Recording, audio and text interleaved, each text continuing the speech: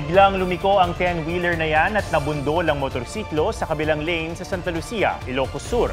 Naipit ang rider na nabalian ng paa at nagtamo ng mga sugat. Sa pahayag ng truck driver sa mga pulis, nawalan siya ng preno. Nasa ospital pa ang rider na magsasampa ng kaso. Halos nagunahan naman ang dalawang SUV na yan sa Lipa, Batangas nang mabundol ng isa ang motorsiklo sa harapan. Sugatan ang rider. Mabilis na tumakas ang SUV. Inaalam pa ang pagkakakilanlan ng driver. Nawala ng tirahan ang nasa 20 pamilya sa Santa Mesa sa Maynila dahil sa sunog. Bukod sa kagamitang tinupok ng apoy, nadamay rin ng ilang alagang pusa. May report si Von Aquino. Inakyat na ng mga bombero ang bubong ng mga bahay sa Cid de Dios Street, Barangay 632, Zone 64, Santa Mesa, Maynila. Ayon sa may-ari ng bahay, dito raw sa ikalawang palapag na pinapapahan nila, nagsimula yung sunog kung saan naroon yung 14 na inaalaga ang mga pusa. Ayon pa doon sa may-ari, wala daw doon yung mga borders na mangyari yung sunog. Hindi na rin kinaya ng fire extinguisher. Siguro tinutukan niya ng electric fan, ported pusa baka natalunan nila or natapunan ng tubig, whatever, di ko rin ma-sure. Pagdating dito ng tropa, malaki na daw yung sunog. Nadama yung mga kasunod na bahay. Ilang alagang pusa ang natrap sa nasunog na bahay. Nakaligtas naman ang isang pusa. Pero hindi pa tiyak kung isa ito sa 14 na pusa sa kwartong unang nasunog. Tinurn over ang sugatang pusa sa barangay para maibigay sa may-ari. Ang ilang tenant sa paupahan wala na ring nailigtas na gamit. Tumalon pa nga ako dahil bumabaksak na yung apoy po. Meron naman kaming daycare na maliit, bakanting lote, siguro pwedeng maggawa ng tent para for the meantime meron po silang pagpapahingahan. Sa investigasyon ng Manila Fire District, 3 bahay ang nasunog. 20 pamilya ang nasunugan habang tinatayang nasa 500,000 pesos ang halaga ng pinsala. Isang bumbero ang nagtamo ng minor injury. Bago sana umalis sa mga bahay, tanggalin muna natin yung mga nakasaksak. Naapula ang sunog na umabot sa second alarm mag-alas 9 ng gabi. Von Aquino nagbabalita para sa GMA Integrated News. Nakaranas ng rotating power interruption ng libo-libong customers ng Meralco sa Metro Manila, Bulacan, Cavite at Rizal. Bunsod yan ng red alert status sa Luzon Grid hanggang kaninang alas 11 ng gabi. Ayon sa Meralco, nasa 250,000 customers sila ang nawala ng kuryente. Naka-yellow alert status na ngayon ng Luzon Grid. Tatagal ito hanggang alas 12 ng hating gabi.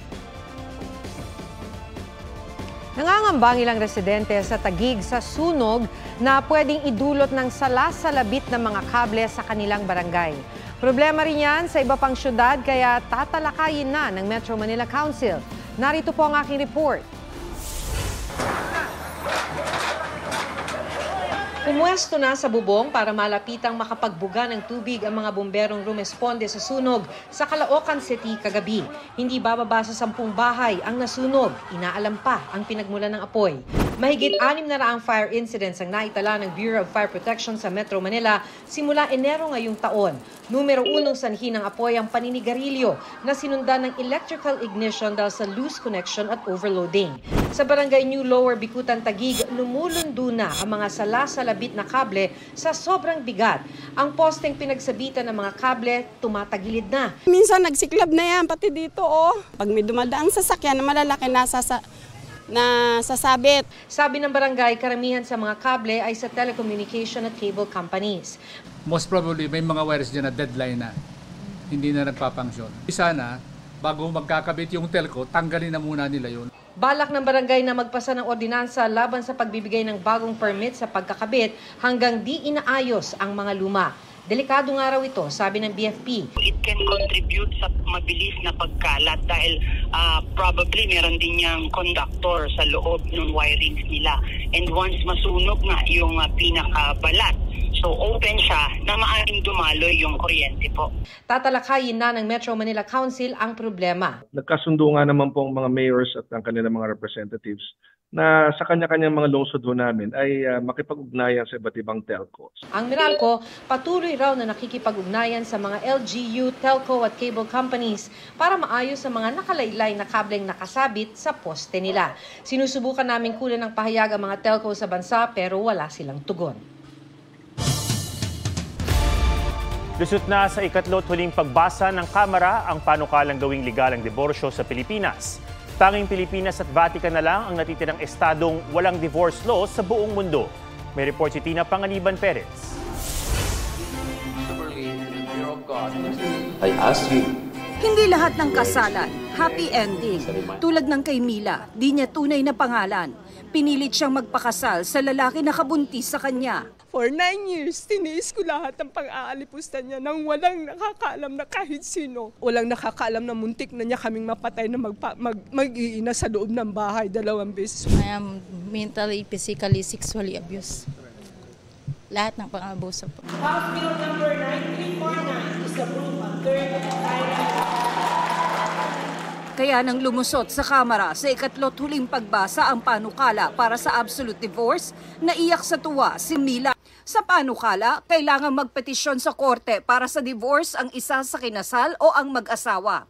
Kasunod niyan, may 60 araw na cooling off period kung saan pwedeng magkabalikan na mag-asawa. Pag di na talaga kayang ayusin pa, magsisimula ang pagdinig.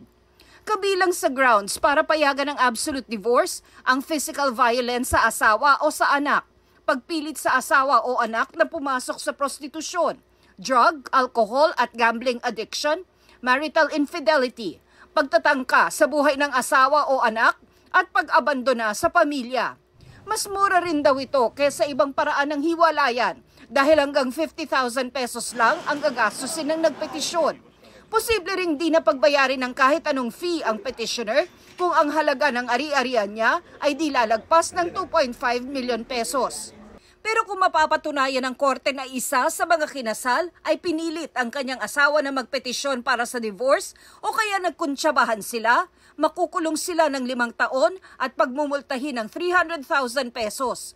Pag di naman nagbibigay ng sustento, pwedeng pagmultahin ng 50,000 hanggang 200,000 pesos at pwede pang makulong. This is half the battle won for us. Doon tayo pupunta sa Senado upang ma-aprobahan ang counterpart measure. Wala akong balak dumiin pabor o kontra dito.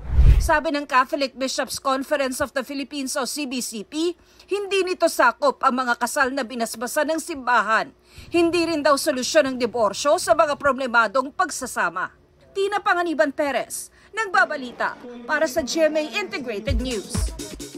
Kahit na karanas ng pambubuli, pinaalahanan daw ng kanyang mga magulang ang bagong Miss Universe Philippines na si Chelsea Manalo na huwag mawala ng tiwala sa sarili. Ang kanyang kwento sa report ni Aubrey Carampel.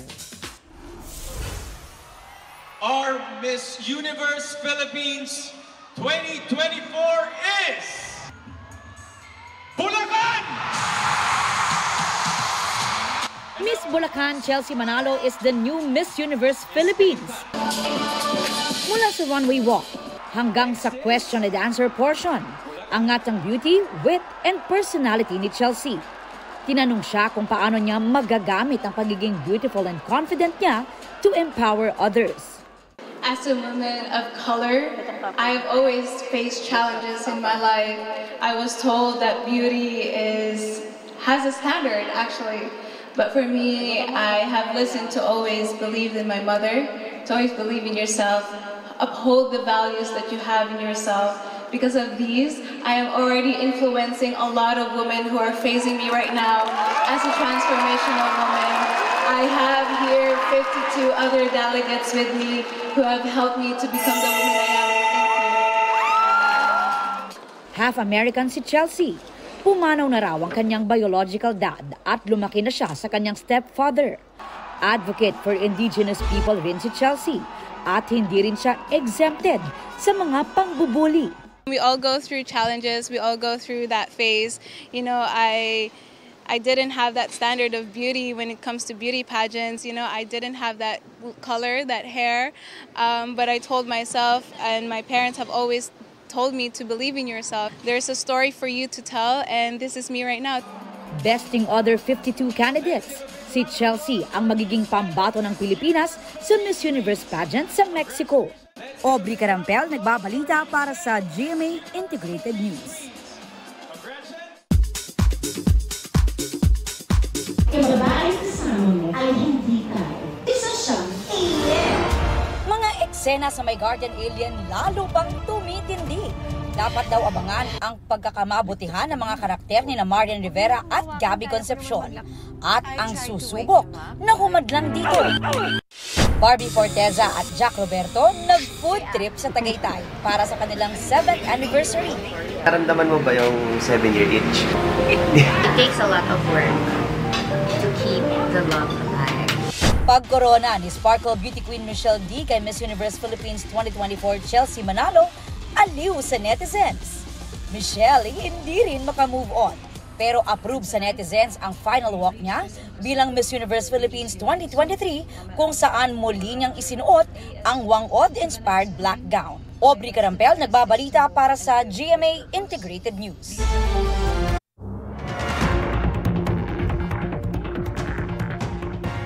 Siyam ang patay sa pagbigay ng entablado sa isang campaign rally sa Mexico. Yan at iba pang balita abroad sa report ni Mark Salazar.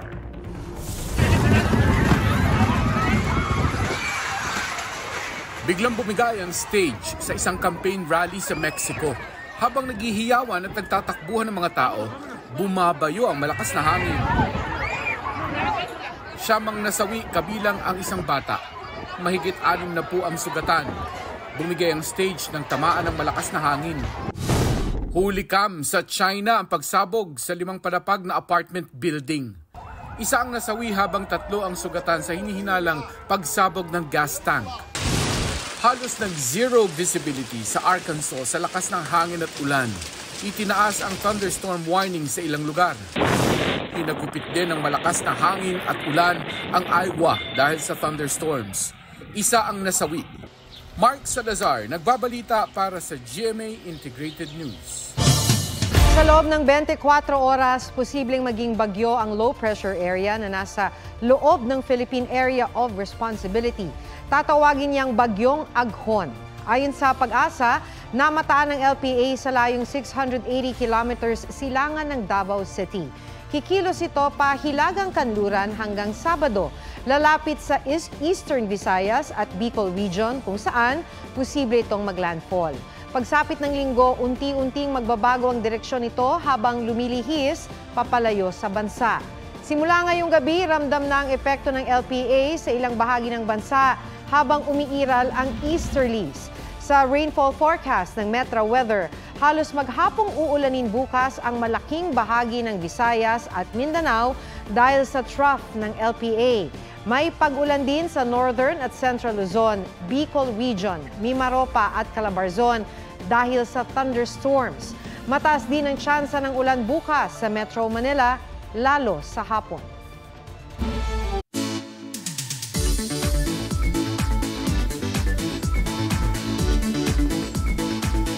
Mula sa magagandang diving spots hanggang sa mga malaparaisong isla, hindi mauubusan yan ang Pilipinas. G tayo sa Balikasag Island, sa Calaguas Island sa report ni Ian Cruz.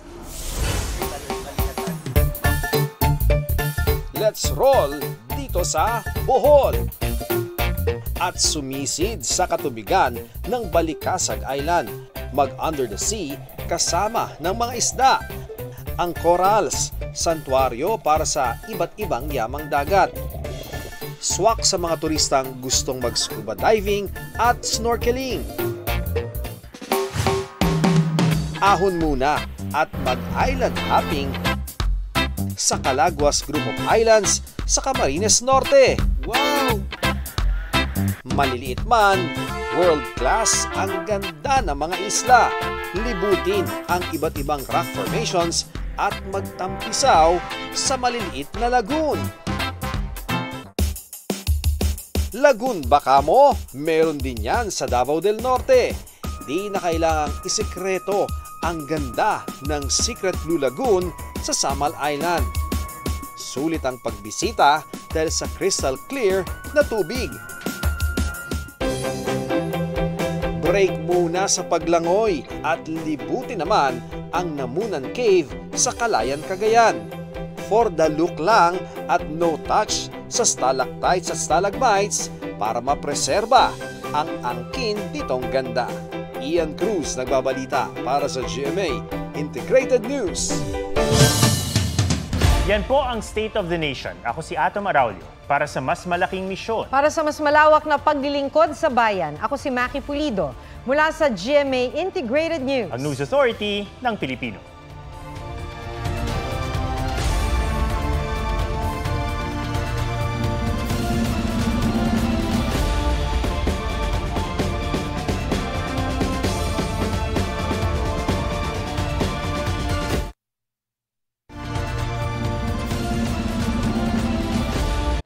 Mga kapuso, alamin ang State of the Nation.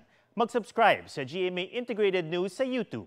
Sa ating mga kapuso abroad, samahan nyo kami sa GMA Pinoy TV at sa www.gmanews.tv.